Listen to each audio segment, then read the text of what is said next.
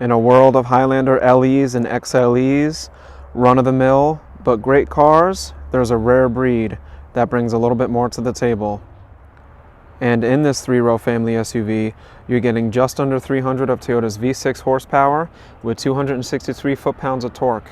With this reliable V6 tucked away in the engine bay, it's made it to an 8-speed automatic transmission that knows exactly when to shift to give you that inspiring drive that you need.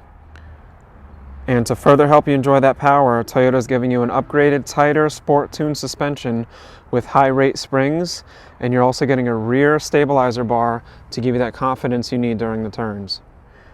And if that wasn't enough, you're getting dynamic torque vectoring with the transmission, which means you can get up to 50% of the power routed to the back wheels, and the car can even give each individual wheel its own amount of power depending on its needs.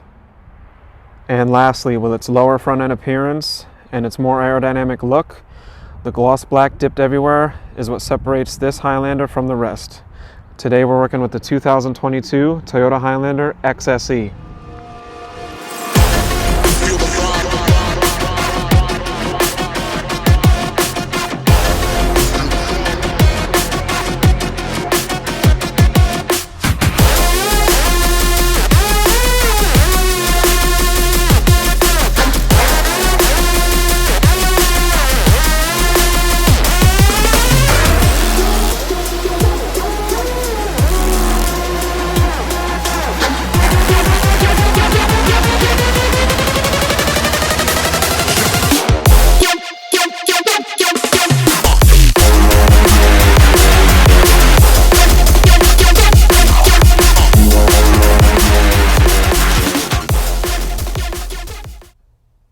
Hey guys, long time no see. It's almost been a couple weeks since my last video. I just wanted to say thank you so much for your patience. It's hard to come by cars, but I got a chance to work with this one, so I really want to show it to you because it's just a notch above the XLE, and this car is great and it's a lot of fun to drive. But if you're new to the channel, thank you so much for finding me and checking me out. Consider subscribing. If you like the video, give it a like. But let's check this car out. 2022 Highlander XSE. So with the Highlander XSE, I mean, what is there to say? Look at it.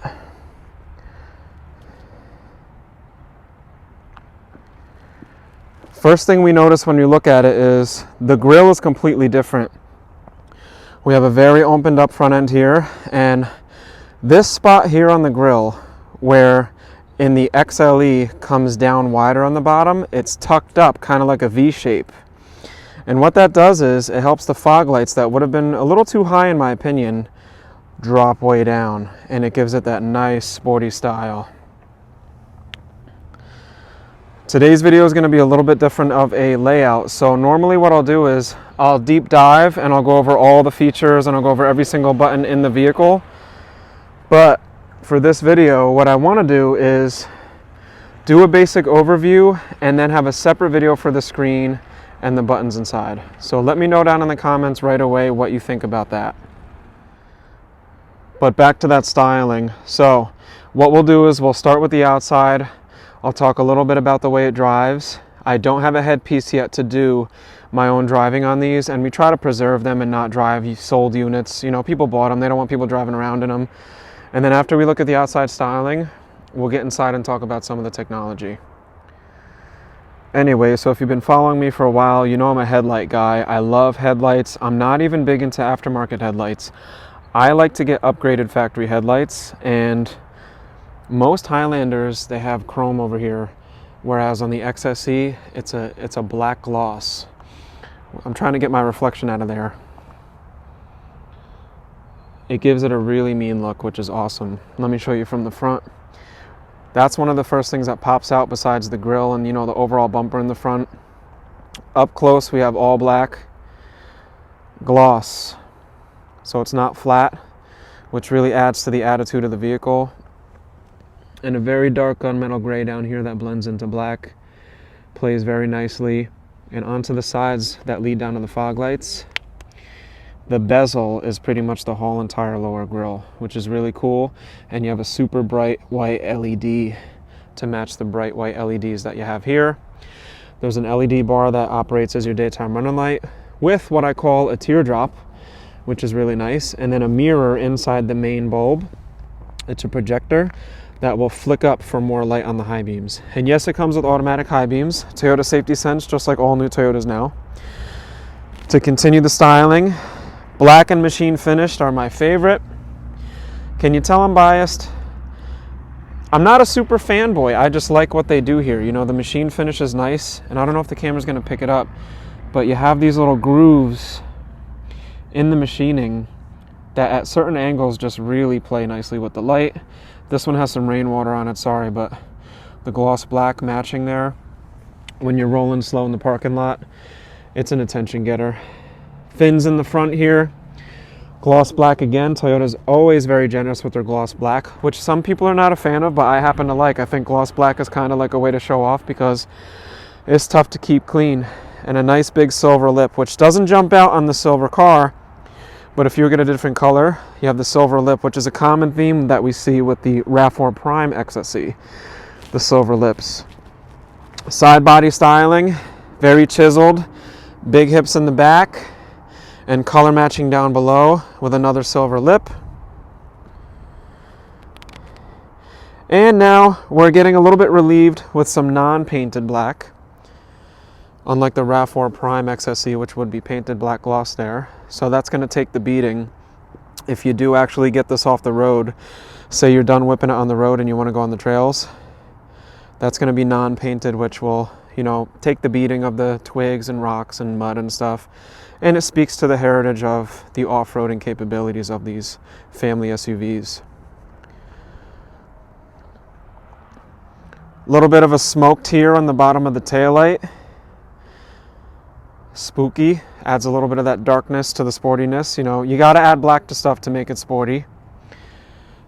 And a double tip on one side for the exhaust. Big open flare on the back on the bottom of the bumper. It's got the lines and edges without looking like it's trying too hard. I don't know, I call this a duckbill. You have a nice, you know, small to medium sized duckbill in the back, gives it a little sporty flair. It's nice.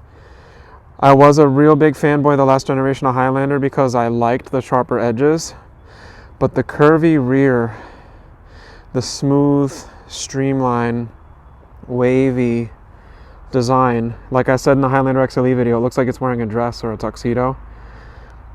It's really growing on me. It's smooth, it's classy. The black mirrors bring everything together, and the A-pillar, which if you don't know what an A-pillar is, it's this pillar right here. You have A-pillars that have a black covering on them, as well as your B-pillar and C-pillar, which is going to really make those windows look even bigger than they are. The hood. So instead of getting a flat, basic, boring hood like you see some of the competition giving you, this thing's got muscle. And I think it's the same hood as the XLE, but the lighting is great to show you. It looks like a beast. And no, it's not a racing SUV. But that 293 horsepower, 297 that you're getting from Toyota on the V6, that's real Toyota horsepower. No, it's not a different type of horsepower, but I just feel like that 8-speed automatic transmission is really bringing it. You know, you step on this thing and it opens up. Probably one of my favorite body panels is the hood here. I like how it flexes a little bit, reminds me of the Tacoma. Also, don't forget, the roof rails, instead of being a simple gray, are black gloss as well, which is just the icing on the cake. And there it is. There's your exterior styling of the Highlander. Let me jump inside. Well, before we do that, I promised you I'd tell you how it drives. So I started the video with some stats. It's almost 300 horsepower, 263 torque. You have the high rate springs with the Sport Tune suspension, which is a tighter suspension. You have the stabilizer bar in the rear. You have dynamic torque vectoring, which will actually put about 50% of the power to the back, which is not all Toyota transmissions. That's the dynamic torque vectoring, which is great, and you can get individual power to each wheel. That's going to maximize the way this thing feels when you're hitting the turns and hitting a left turn and you're going back and forth and you're speeding up a hill, then you're slowing down. And you're not going crazy, you're just whipping it around a little bit and having fun. Or you're just in a busy area and you're going quick. You know, you're going places. Not reckless, but you know, it's a driver car. So like I said, in the future, I'm going to be trying to get my hands on a headpiece that I can video record with so you can see me driving. I don't know, are you interested in seeing me drive them? I got one comment, somebody said they want to see me drive it, but I feel like if I just talk about the drive, it's the same thing, because I've driven this. So if I was to describe the way this thing drives, it reminds me of the Camry. Weird, right? It reminds me of the Camry XSE, because you can roll into a turn, you didn't shave all the speed off, and you just turn that wheel and it takes it without making you feel like you're going to flip. That stabilizer bar in the back and that nice low seated engine that's not way up here, it's like tucked in there like a bucket.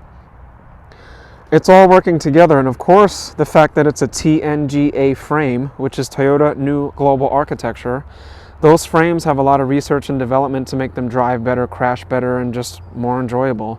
So yes, it drives like a car. Speed, acceleration, good. You know, you put it in a sport mode, it'll get up and romp. If you're loaded with 6 adults, it's going to be a little bit less, but set your expectations. You're looking at a 3-row family SUV, you know, with a smaller third row that's made for people. This isn't a luxury, it's not Mercedes. You're getting a Toyota, and you know, coming into Toyota and the brand with what you usually get, this is in fact a step above. Now let's see the inside. So you already know that I saved the most important seat for last. So I'm going to start with the cargo storage. Just right of center here by the back emblem, there's a little squishy button. You just push it once and your height adjustable electronic hatchback opens up. Yes, it's height adjustable, so you can set this to 5 different heights. So that's actually number 5. Then you have 4, 3, 2, and 1. That's all adjustable on the dash. Here's our cargo storage with the 3rd row up. My seat belts will actually clip right in here if I want to. If I recline these, my friends in the back will have a little bit more room. You have ventilation in all 3 rows, reading lights in all 3 rows, and you have cup holders in all 3 rows. You might wonder, why are we not doing the you know, the red in the back? Not sure, but if I was to guess, the people you're putting in the back are little. You know, they're probably the little babies and the younger kids that, 1, might not appreciate the red as much. Maybe they do, but 2, they're going to make more of a mess. So this is going to take the snacks and the Cheerios and the dropped milkshake and the daddy, there goes my soda, mommy, where'd my chapstick go, blah, blah, blah. The black is going to handle it a little bit better than the red.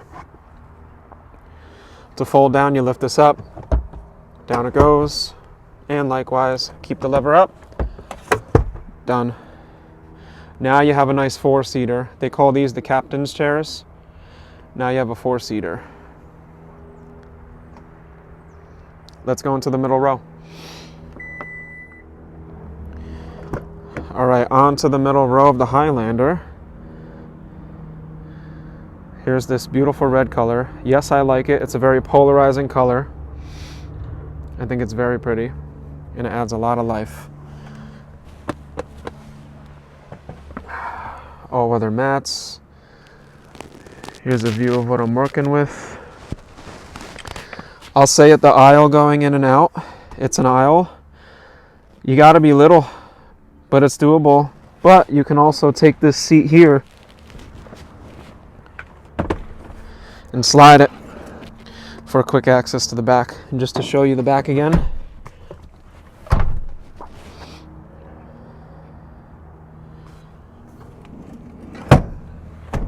and then with this lever I can slide the seat forward and back to give my friends in the back a little more knee room.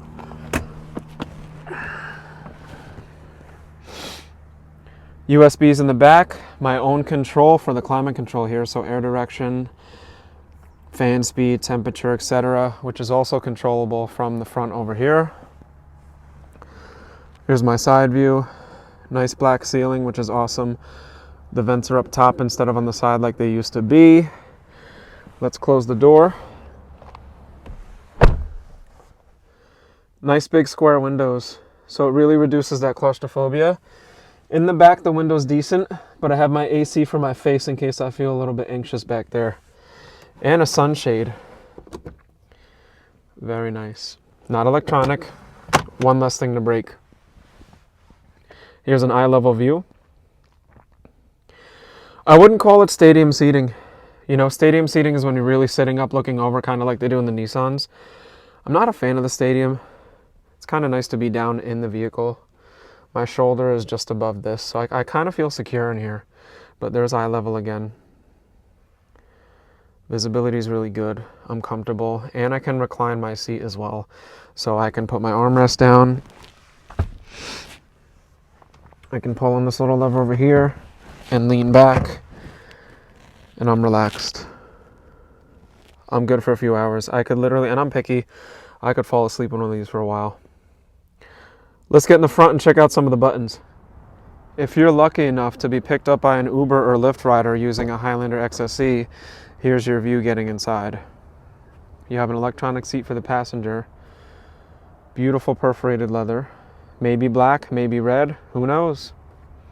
With red stitching on the dash. And a nice carbon fiber design. Let me let some light hit this real quick. Beautiful carbon fiber design over here. Onto the door card. Not too much red, just a little bit, and it's a nice soft material. Soft material here. Getting inside, as a passenger, the first thing I like is that I have an electronic seat, which is great. A non-chromed finish here so the sun doesn't shoot in your eyes. And brushed chrome to me is a little tougher than shiny chrome. To me, shiny chrome is luxury. Brushed chrome is going to be, it's a tougher, sportier look. And you have brushed chrome here, a little bit here as well. They even add brushed chrome to the end of this lever here. So there's real good continuity. Brushed chrome on the dials, brushed chrome on the cup holders, and brushed chrome here. It's not a ton. You even have a little bit here. The only spot where you have real shiny chrome is going to be on your Toyota badge and on your push start button. And I'll tell you, with all the brushed where the shiny normally was in a lot of the newer cars, when the sun hits this stuff, you don't have all these little twinkly stars shooting in your face, and it looks tough. Nice deep shelf here so I can put my phone or my wallet, my purse, little clutch. Glove box is good. I wouldn't give the glove box an A+, but it's got, I mean, if you take this college course out, you got room. And it locks up for you. I don't have to go real far back to have, you know, good knee space. I'm about 5'10", 5'11", depending on the day. And I'm really happy. And this is what it looks like looking at my driver's side. Let's go to the driver's side and take a look at what that feels like. And here is getting into the control center of your 2022 Highlander XSE.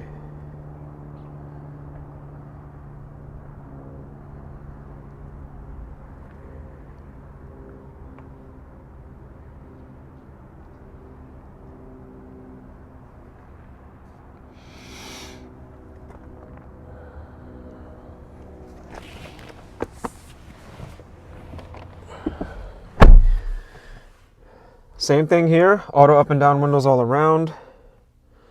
You know it's a Toyota by that steering wheel. Leather wrapped, the stitching done by hand. This is the very last thing that they do on a Toyota when it's done being built. A person sits in it and does that by hand. I like stuff like that. Some people don't care. I really like that. Piano black here, that's what they call it when it's on the inside. Gloss black on the outside, piano black on the inside. People worry about scratches. Get a scratch on it, live your life, but it looks nice. It adds a little bit of liquid look. You know, it looks kind of liquidy, it looks shiny, just breaks things up a little bit. And it pairs nicely with the piano black here on this hexagonal design to the dash, and also your piano over here.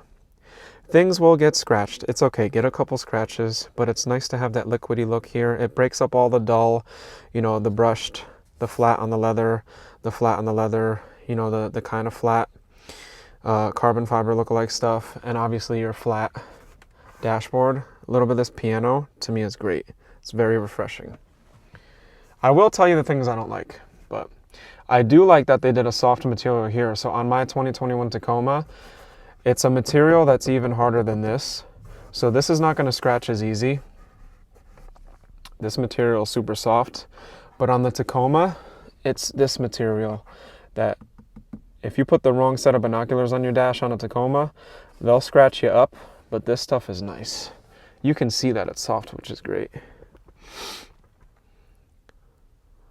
Anyway, so check a link in the description for the video of how to use all the buttons. It's going to be a fast button overview, and that'll be down below. Let's finish up looking inside. It has the JBL sound system. Onto my armrest, I have wireless charging. That flips up, and I have a sliding removable shelf. And down in there, it's not a USB. It's a classic little 12 volt. The lighting is hard. To me, that's not a big deal. Yeah, I'm biased. I don't really care about everything having to be perfect. To me, you can't get everything. It would have been nice to see 2 USBs in there, or even 2 USB-Cs, or one of each. What are you going to do? But the wireless charging is cool. If you own or owned the previous generation of Highlander, this storage here was huge. Got a little bit smaller, but things like that happen when you change frames. I honestly don't think that everybody with the previous generation of Highlander was using all that space. So it's nice that the wireless is actually easier to get to instead of tucked way far in here somewhere. Very utilitarian design with all the square buttons and round dials. It doesn't look like a computer. It looks almost truckish. It's laid out very simply. Some people don't like utilitarian. Some people want everything to be quirky and classy. I subscribe to utilitarian design, and that speaks to the long heritage of off-roading with Toyota. Let's get these out of the way. It's a straight shifter now instead of over and down, which is nice. And we have some space in here. You can slide a little wallet in there. Things will slide around, but it's angled enough so that they're not going to come flying out. And there they are, the 2 USB-Cs that I asked for. My USB for the plug-in Apple CarPlay and Android Auto, and my 12 volt so I can still run some of my old accessories. Instead of my wire wrapping around here and on my drink and tangling so when I take my phone out it yanks my drink out, Toyota gives you a passageway for you to pop out here and leave your wire sitting in there, which is really cool. Dual zone climate control, heated seats. The screen is great because you can turn the screen off while you're driving, and a very legible display here for the speed readout. Let's give it a start up. Nice introduction with the needles waving at us. On the steering wheel, I can change my multi-information display. I can see all kinds of information about the vehicle. And with that torque vectoring, you'll see up to half the power go to the back wheels. The lighting makes it tough. Most people like to leave it right there. Navigation in-house, Bluetooth, backup camera, Apple CarPlay, Android Auto, 2-zone climate control, and I can do a separate climate for the back. I can control that right there, as well as they can control it on their own. It's different than the last generation, and with the JBL sound system, you're really getting a punch to the music.